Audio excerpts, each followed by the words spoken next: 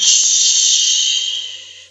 Con mucho sigilo, hoy os saludo desde el curso Actor-Actriz Radiofónico, donde nuestra profesora Concha Santiago se nos ha disfrazado de intriga para retarnos a introduciros con nuestras voces a todo el que nos acompaña, o sea, a vosotros, los que estáis ahí detrás, al mundo enigmático y oculto de las leyendas.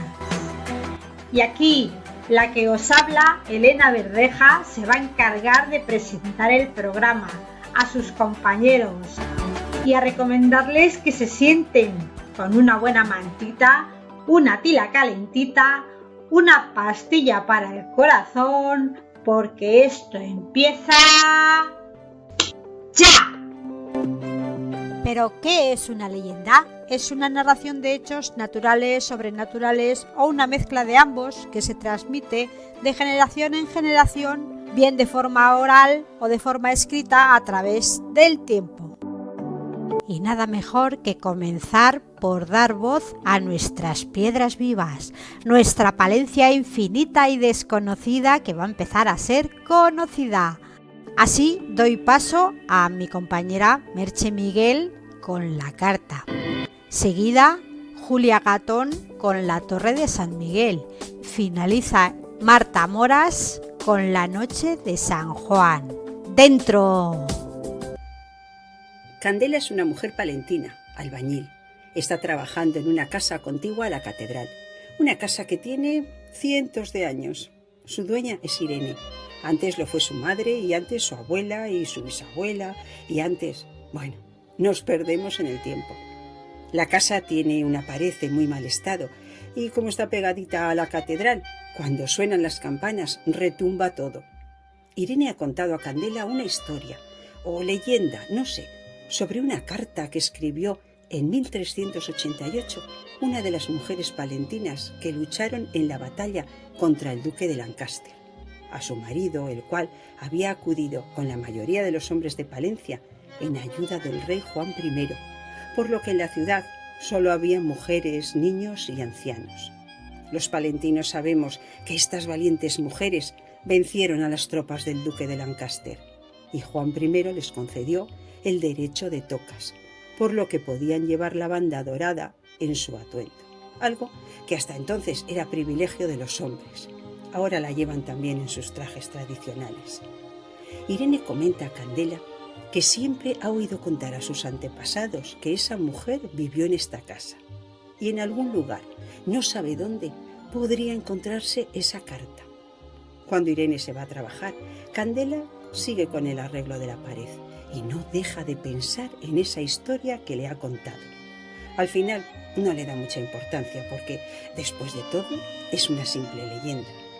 Al golpear en la pared caen unas piedras y en uno de los huecos Candela ve una cajita. La coge y la abre con sumo cuidado. Dentro hay un papel. Lo mira. Es la carta de la que le ha hablado Irene. Mi adorado Manuel, necesito escribirte esta carta. Parece una tontería escribir algo que no voy a mandar, pero necesito imaginar que algún día la vas a leer. Por primera vez en la vida tengo miedo de que no vuelvas, miedo por nuestro hijo. Las cosas se están poniendo muy feas desde que partisteis. Sabemos que las tropas del duque de Lancaster avanzan hacia Palencia. Saben que estamos solas. Creen que somos débiles. No han parado a pensar que precisamente porque somos mujeres, somos fuertes. Tenemos a nuestros hijos con nosotras. Y no hay un arma mayor que una madre defendiendo a su hijo. Sabes que odio la violencia, pero vienen a acabar con Palencia, con nuestra vida y la de nuestros hijos. Y no vamos a permitirlo. Voy a dejarla sin firmar. Solo lo haré si vuelvo. No sé qué será de nosotras ni de vosotros. Te quiero. Solo espero que un día podamos leerla juntos. Firmado. Luisa Montes, 1388. Un placer leerla juntos. Firmado Manuel. Candela se emocionó al comprobar que habían vuelto. Pero había más. Siguió leyendo. Encantada de conocer vuestra historia. Firmado Aurelia, 1450. Ha sido maravilloso leerte. Firmado Pedro, 1620. Yo también firmo. Anselma, 1768. Que quede constancia que la leí. Firmado Amador, 1840. Me sumo a esta cadena. Firmado Francisco, 1927. Candela siguió con su trabajo hasta que llegaron Irene y su hija, que no pudieron reprimir las lágrimas cuando vieron la carta, y juntas la leyeron. Ahora les tocaba a ellas dejar su firma. Preciosa historia de mujeres palentinas.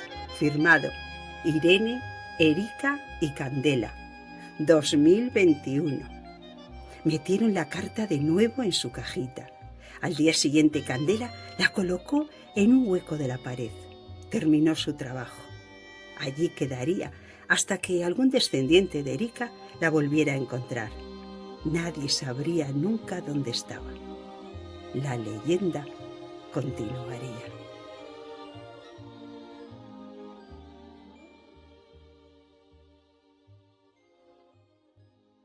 Cuentan que su torre almenada es porque antes que iglesia fue castillo, aposentos de un señor feudal que tenía esclavizados a sus siervos.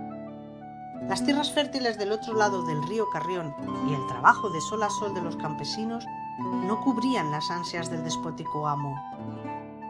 Cada vez más empobrecidos y sin sustento que llevarse a la boca, Miguel, el joven hijo de Gonzalo, harto de la explotación a la que tenía sometido a su pueblo, se rebeló ante su señor negándole el total de la cosecha que pretendían sus guardias llevarse.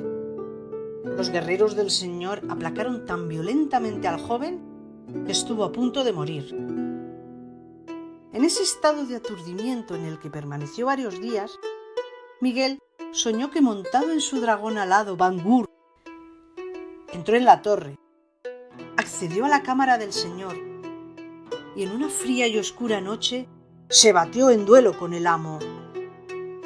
Su espada palina, que había aprendido a utilizar a escondidas, pero que hábilmente manejaba, solo demostró la superioridad de Miguel con las armas y puso fin a la vida de su insaciable amo. A los pocos días, el joven volvió en sí, con la desdicha de darse cuenta de que todo había sido un sueño. Los campesinos seguían siendo siervos, y aunque continuaban trabajando horas y horas, no les quedaba nada para comer. La hambruna empezaba a dejar secuelas en ellos. Un día, de buena mañana, se preparó un revuelo espectacular. Todo el condado estaba alborotado. Al mediodía, las campanas tañían lánguidamente. ¡El señor ha muerto! ¡El señor ha muerto! ¡El señor ha muerto! Lo habían encontrado en sus aposentos, encerrado en su torre con llave y sobre la cama. Su guardia había permanecido toda la noche flanqueando la entrada y no daba crédito al hecho. Era imposible que hubiera entrado nadie. Cuando el viejo físico salió de la cámara mortuaria del señor, efectivamente señaló: una profunda herida de espada en el abdomen ha sido la causa de su muerte. Y es así como a través de los siglos la torre sigue sorprendiendo a todo el que la ve, preguntándose cómo, siendo iglesia, su torre tiene más parecido a la de un castillo, que permanece como un atento vigía tras el río, protegiendo a la ciudad, y que honra cada día a su patrón, que liberó a todo su pueblo del yugo feudal.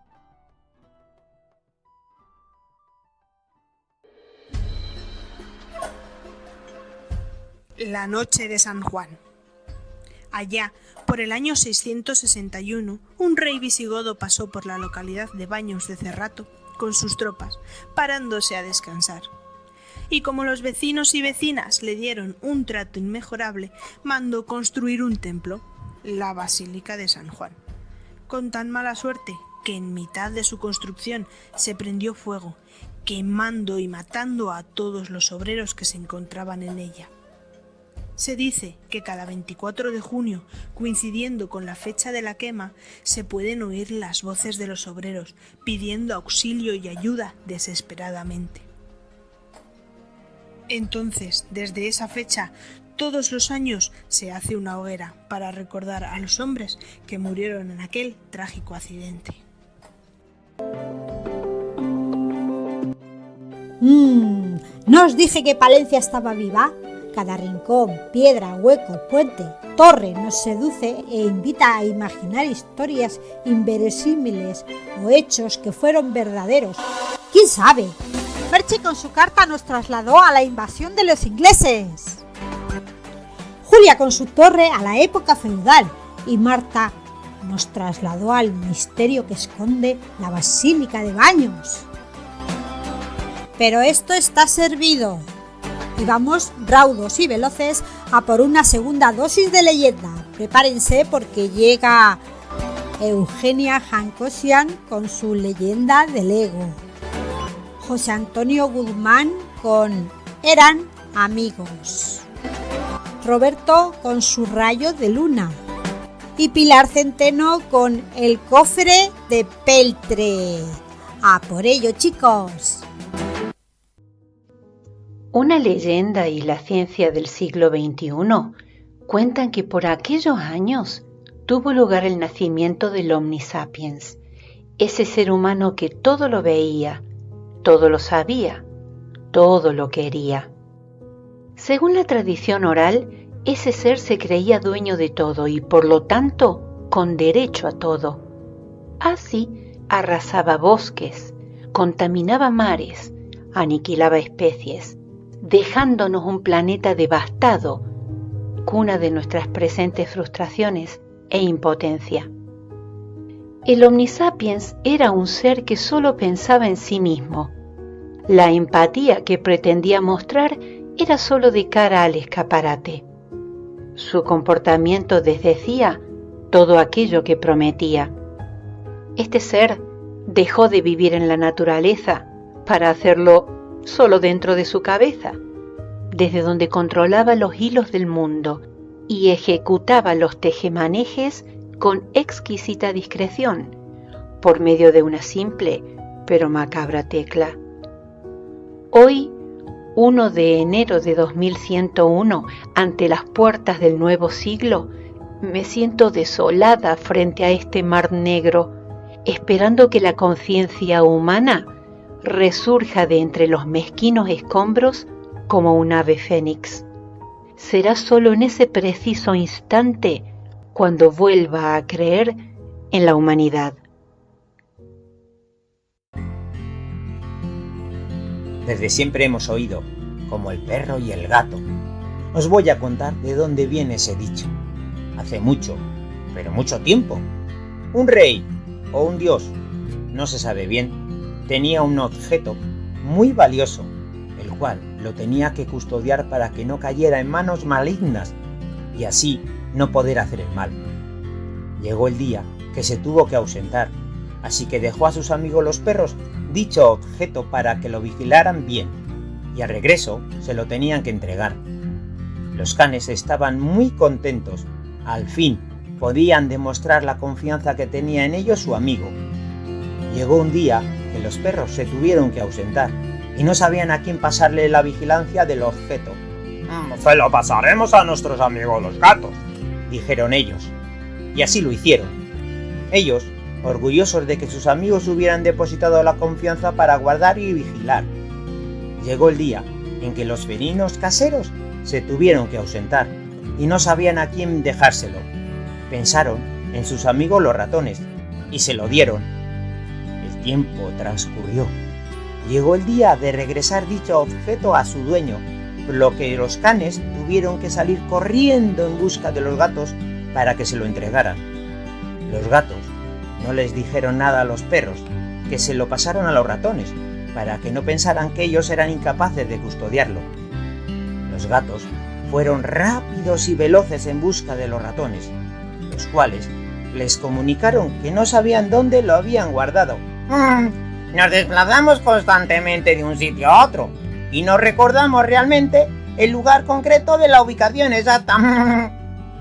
He ahí el motivo de que se lleven mal perros y gatos. Y claro, gatos y ratones. Una reflexión. No dejes en manos extrañas lo que no puedas custodiar.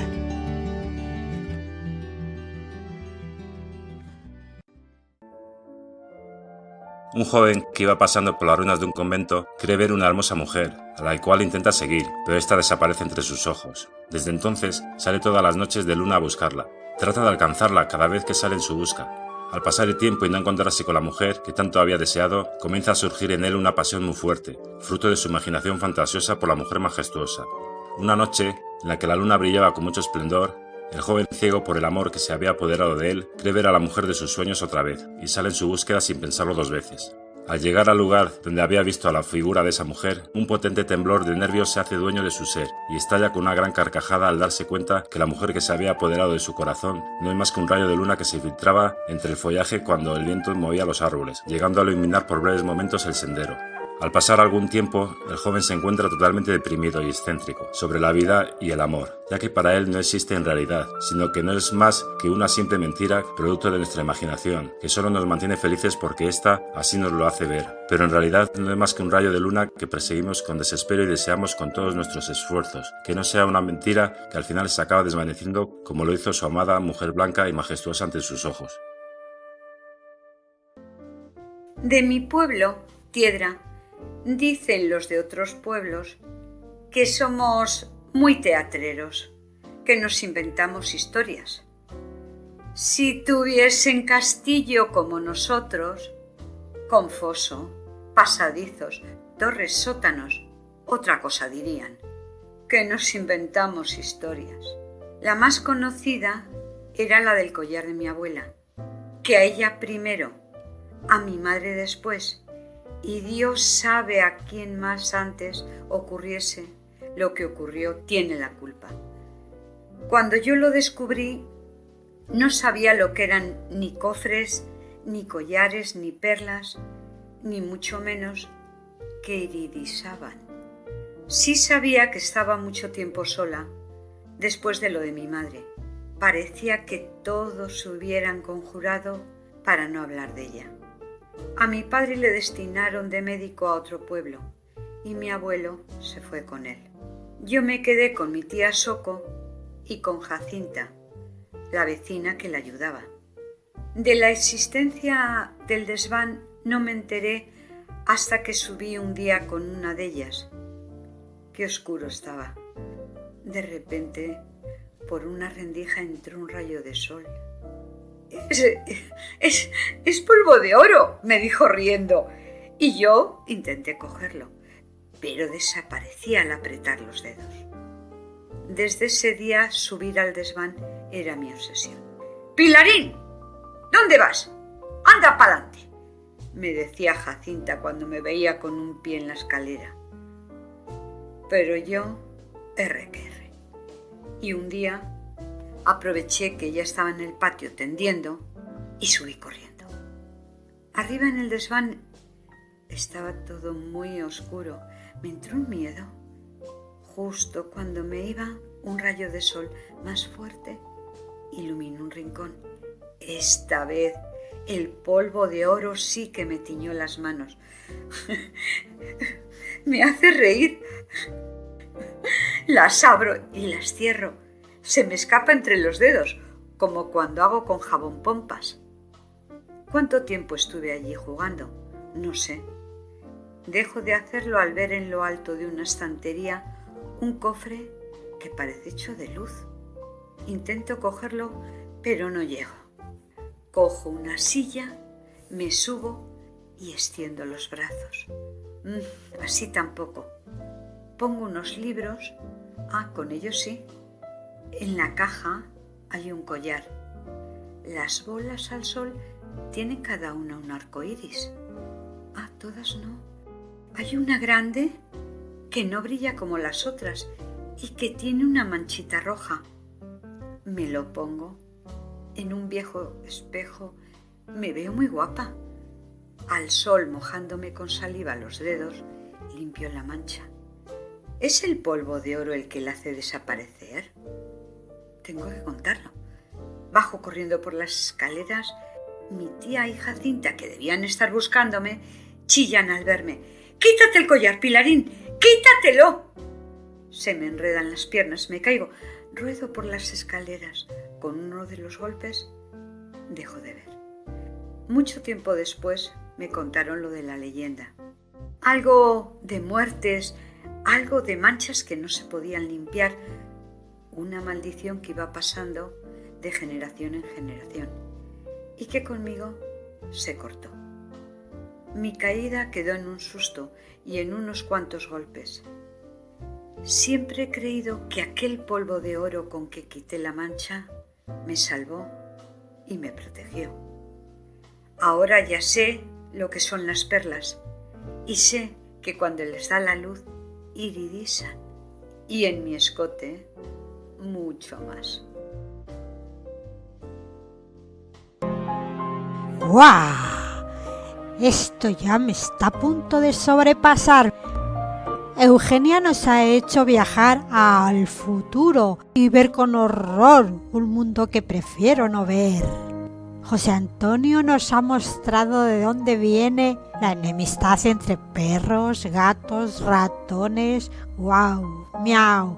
¿Quizás será por el ego? Becker y su rayo de luna, de manos de Roberto, nos sigue seduciendo, mientras Pilar rompe con la maldición de su familia en su terquedad infantil. ¡Bien! ¿Y cuántos tipos de leyendas hay? Pues dependiendo del tema pueden ser históricas, que hacen referencia a la historia, pueden hacer referencia al origen del mundo y de la naturaleza, es lo que llaman etiológicas, pueden hacer referencia a la vida después de la muerte o al más allá, que son las llamadas escatológicas, y pueden ser también las religiosas, que hacen referencia a elementos o vida de los santos y la religión. Y esta vez le toca jugar a Merche Rojo con su relato Entre dos árboles. Seguido le pasa la pelota a Santos Gómez con El hombre sin sombra. Después entra Ausi de Arriba con La leyenda de los Trabadillo. Y corriendo Jandri Fernández con Hospital de Noche. En un lugar de la meseta castellana, de cuyo nombre no puedo acordarme, vivía un señor mayor que se había quedado viudo. La casa en la que moraba era pequeña, pobre y triste, pues desde que se supo lo que le ocurría se quedó sin trabajo, apenas unas peonadas al año. Cada noche, un hermano que había fallecido se le aparecía, le sacaba de la cama y le hacía ir al camposanto a rezar. Tenía que saltar la tapia, pues cuando se enteraron, también le cerraron la puerta del cementerio. A los caciques del vecindario les resultaba incómodo, y como no tenían demasiados quehaceres, le culpaban de todos los males que ocurrían en el pueblo. Que si a un hombre le había dado una coz una mula, es porque se había encontrado con él. Que si este año había habido muchas tormentas y el pedrisco había estropeado la cosecha, sobre todo si la nube había tocado de refilón las localidades vecinas. Adivinad, ¿quién era el culpable? El alcalde, bastante proclive a la discordia y a los comentarios de los majaderos, pensaba cómo deshacerse de él, si enviarle al manicomio o a la cárcel, aunque no sabía cómo hacerlo. Si le denunciaba, ¿qué delito le imputaría? El cura creía que estaba endemoniado y que debían practicarle un exorcismo. El médico les tranquilizaba, diciendo que lo que ocurría era motivado por la mala alimentación. Un domingo, un labrador, al que le aburrían las intrigas, sobre todo los corrillos que se formaban al salir de la misa, después de intentar que fueran sensatos y no conseguirlo, procuraba evitar el contacto con los lugareños. Acompañado del perro, salió a dar una vuelta por el campo. Se sentó en el terreno y cuando estaba ensimismado, se acercó un joven. cuya cara le resultaba conocida, pero no recordaba de qué. A preguntarle qué pensaba. Cuando se lo relató, le comentó que no se preocupase, que al hombre no podrían hacerle daño, pero que él debía plantar 2 árboles junto al pozo del agua buena. Cuando regresó al pueblo, se encontró con un grupo de gente que iban vociferando la noticia de la muerte del hombre. Le contaron que, al ir a prenderle, le habían encontrado inerte en la cama. Impresionado, se fue a la ermita a rezar y descubrió que el ángel que estaba pintado en el altar tenía la misma cara del joven con el que había hablado. Cuando la población acudía a proveerse de agua, muchas personas veían entre los 2 árboles la silueta de un hombre. Y aún hoy en día, cada invierno, cuando la niebla baja, hay personas que siguen viéndola.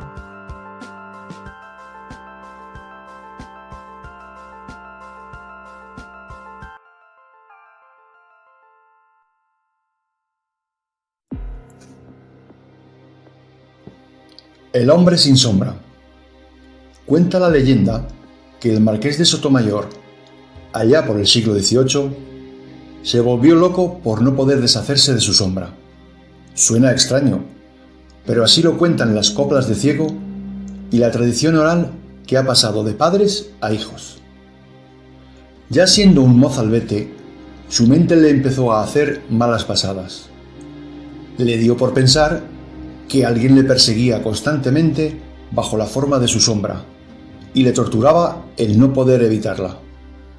Llegado el tiempo de sus primeros amoríos, su zozobra aumentó, pues temía quedarse a solas con su amada, sabiendo que su sombra siempre estaba importunando. Cuando llegó la hora de ir a la guerra, todas las derrotas en el campo de batalla las achacaba a su sombra, siempre en medio, sin tiempo para reaccionar, según él, ante el enemigo. El problema se acrecentó en la edad adulta, y su vida en la corte se convirtió en un infierno, donde todas las intrigas palaciegas que le asediaban tenían el mismo origen, su sombra, de la que llegó a sospechar que era un espía. Intentó buscar una solución, y acudió a los mejores doctores del país, que no pudieron hacer nada, salvo recomendarle acudir a una casa de salud donde su mente pudiera reposar y sanarse, pero se negó en rotundo. Buscó un brujo muy famoso para quitarle la sombra definitivamente y que así no pudiera estorbarle. Pero lo único que le quitó fue el dinero y quedó en la ruina. Cuando ya era un anciano, decidió buscar la soledad y se metió ermitaño, viviendo en la más absoluta demencia, deambulando por las cuevas de Serra Morena, sin apenas luz para no ver su sombra. Al morir, por fin su sombra desapareció, pero no del todo. Cuentan los lugareños que en las noches de luna llena, la sombra del marqués de Sotomayor aparece por los pueblos y ciudades buscando a su dueño.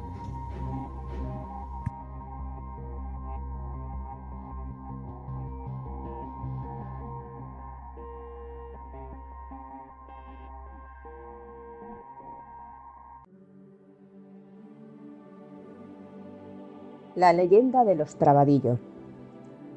Eran las 7 de la mañana, otra noche sin pegar ojo, pero me apetecía salir a correr un rato.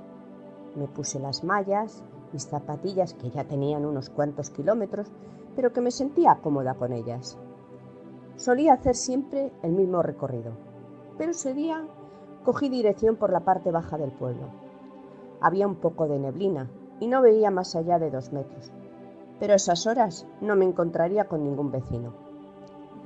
Tras 20 minutos de carrera, paré en seco. Hacía tiempo que no me encontraba de frente con aquella mole. Una casa enorme, una mansión, decían los del pueblo. Tenía 3 plantas y sus terrenos ocupaban toda una calle. Siempre me había impresionado aquel lugar, y estar allí sola me daba hasta un poco de miedo. Todos en el pueblo cuentan que allí vivió una familia muy rica, que tenían 5 hijos, aunque yo Solo me sabía el nombre de la madre, Marisol. Además de aquella casa, cuentan que eran dueños de medio pueblo. Pero un día, de manera súbita y sin dar explicaciones, desaparecieron, sin más. Muchos comentaban que se habían marchado a Madrid, pero lo cierto es que allí dejaron aquella mansión, casi intacta. Cuando yo tenía 15 años, muchos entraban en aquella casa abandonada. Yo solo entré una vez. Recuerdo cómo chirriaba la madera al subir las escaleras. Montones de periódicos antiguos. Algunos comunicaban el final de la guerra. También la vajilla de porcelana desconchada y fotos en blanco y negro. Aquella se suponía sería Marisol, su marido y sus 5 hijos. De repente sentí un portazo. Solté las fotos y los periódicos y eché a correr. No era capaz de encontrar la salida.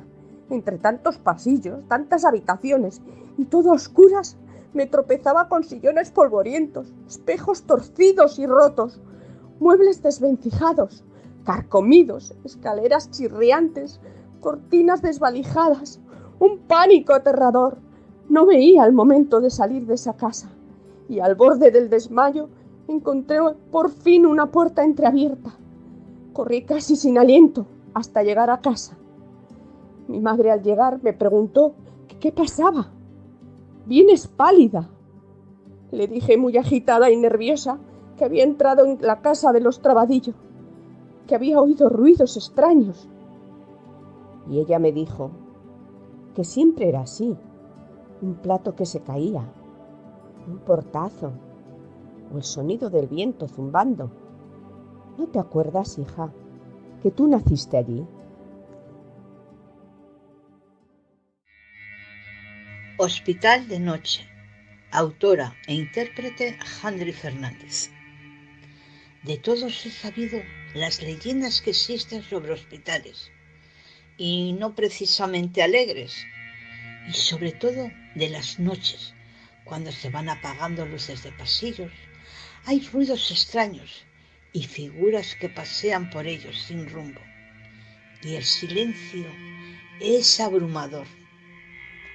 A mí me pasó una vivencia en una noche de ingreso de un familiar. Serían las 2 de la mañana. Familiar y compañero de habitación ya estaban dormidos. Yo había estado leyendo con el libro electrónico y quise estirar las piernas. Abrí la puerta para pasear un poco, pero retrocedí enseguida. Estaba todo apagado, tan solo una luz de emergencia. Me vinieron a la mente las leyendas que hay sobre este tema. Y cuando me iba a meter a la habitación, miré al fondo del pasillo y vi una silueta blanca que se movía, que venía en mi dirección. En un principio pensé que serían mis ojos de la pantalla del libro, pero no, seguía avanzando hacia mí. Empecé a temblar. Cerré deprisa la puerta. El corazón me iba a toda velocidad. Me senté en el sillón, hecha un ovillo. Segundos después, siento el tirador de la puerta, que se está abriendo con mucho cuidado. Y veo la silueta blanca que entra y hace un recorrido y se para delante de las camas y se va dejando la puerta abierta. Mi pánico no tenía límites. Cuando reaccioné, di un grito de silencio y cerré la puerta de golpe. Al poco rato, entraron las enfermeras a hacer su trabajo. Me preguntaron por qué lloraba. Como pude, las conté lo sucedido. Ellas se miraron y me relataron que en esa habitación había muerto de repente una monja mientras cuidaba de un enfermo. Las pedí por favor que nos cambiaran de habitación y ellas a cambio me pidieron que no contara nada a los enfermos. También dicen que cuando va a aparecer, que hay un aroma de frescor a jabón por la planta. Yo no olí nada. Solo recuerdo el terror que pasé esa noche La llaman Sor Fantasma. Pero esa quinta planta de ese hospital me traen sueños que me hacen sentirme muy mal.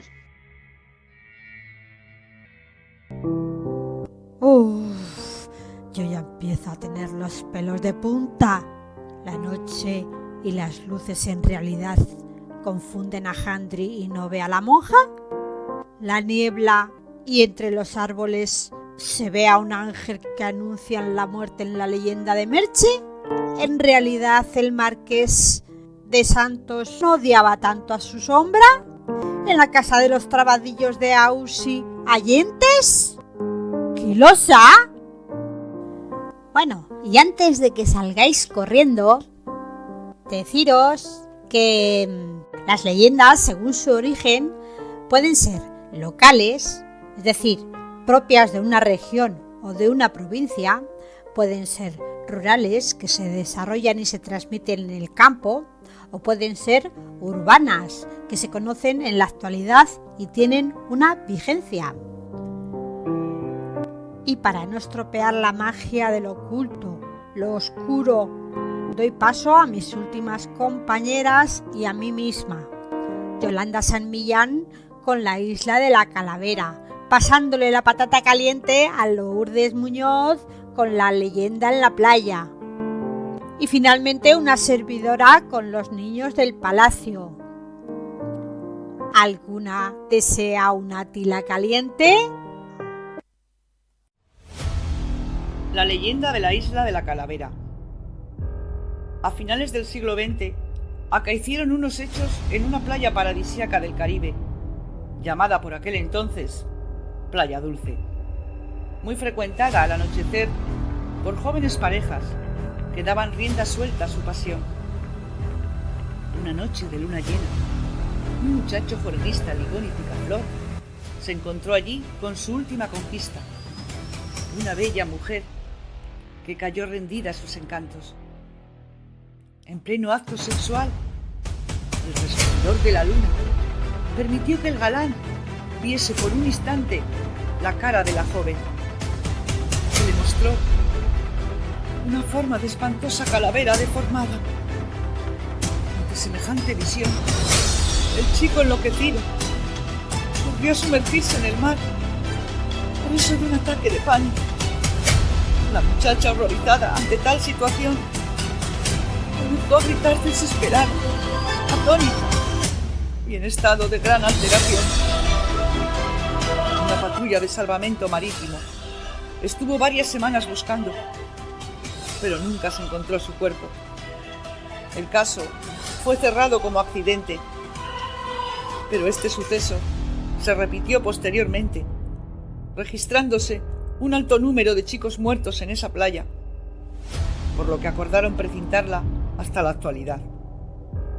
Las mujeres relacionadas con los jóvenes desaparecidos difundieron los relatos vividos con incredulidad y estupor, y ese pasado ha llegado a nuestros días, convirtiéndose en una auténtica leyenda.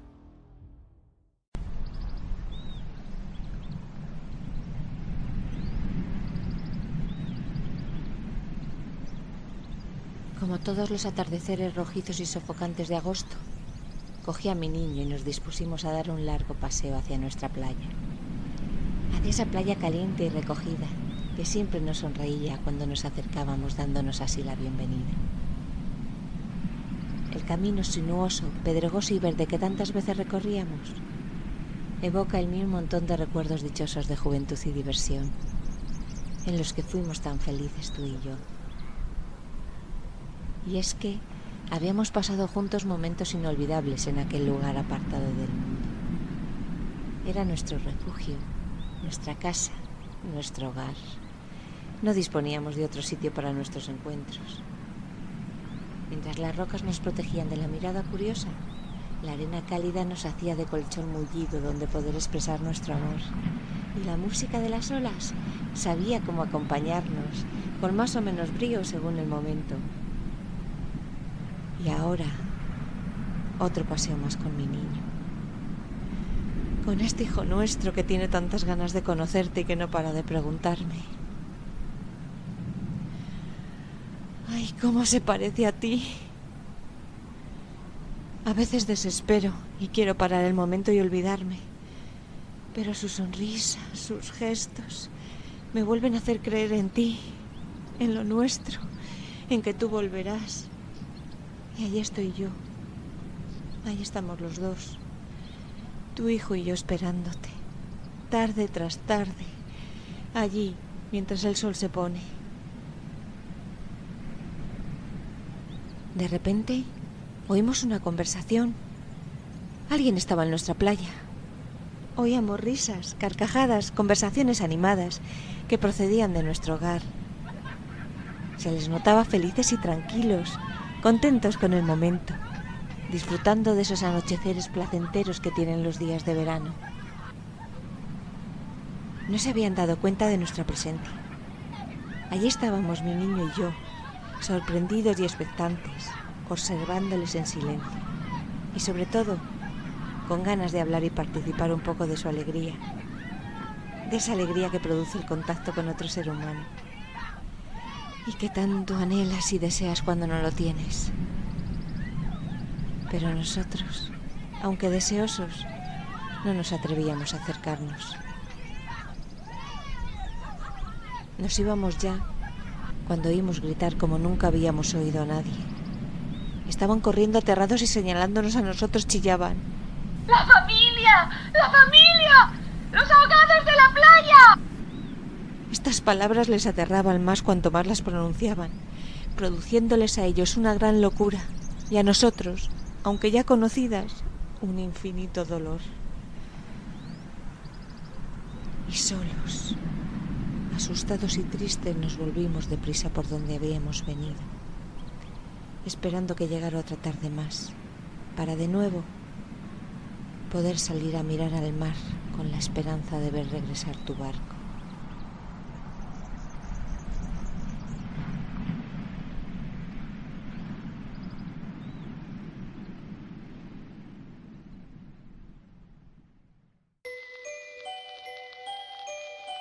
Pues sí, cada 5 de agosto cenamos alrededor del montículo de piedras numeradas y casi ya tapadas por la hierba.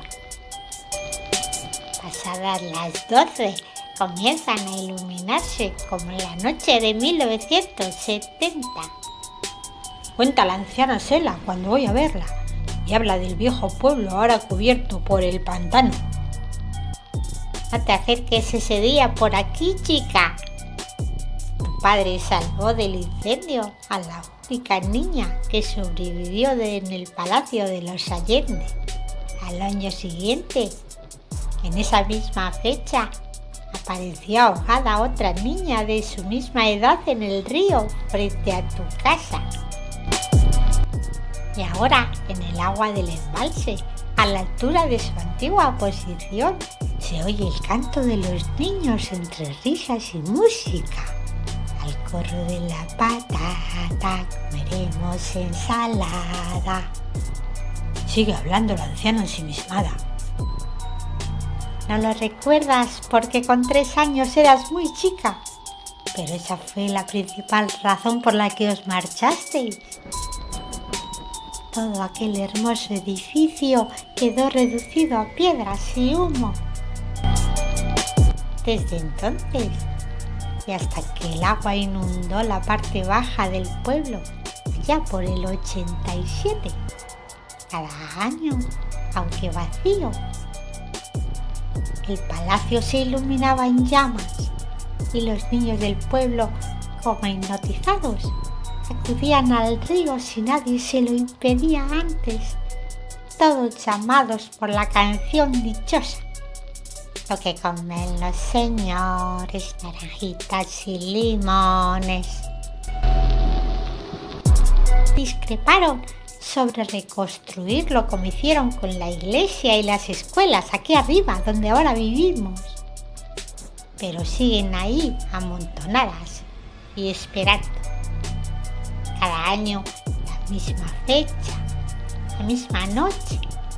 Todos los que estamos y los que veranean nos vemos obligados y atemorizados a cenar a su alrededor. Las piedras se encienden, oyéndose en el viento la melodía y el canto de los niños sin retorno. Achupé, sentadito me quede.